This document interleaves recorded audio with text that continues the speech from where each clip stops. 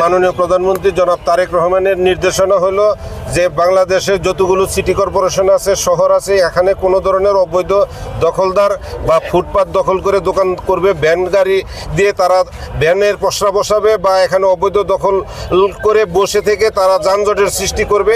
আমরা আমাদের সিটি কর্পোরেশনের প্রতিটি অঞ্চলে, প্রতিটি ওয়ার্ডে আমরা এই রোড গার্ডগুলো আমরা অবৈধ দখলদার উচ্ছেদ করতেছি এবং আমাদের যে রাস্তার যে যানজট, যেগুলো ভ্যান গাড়ি দিয়ে এবং অবৈধ অটো দিয়ে যে তারা দখল করে রেখেছে, এগুলোকে আমরা নিয়ন্ত্রণে রাখার জন্য ইতিমধ্যে গাজীপুর সিটি কর্পোরেশন থেকে আমরা ভলেন্টিয়ার নিয়োগ করেছি।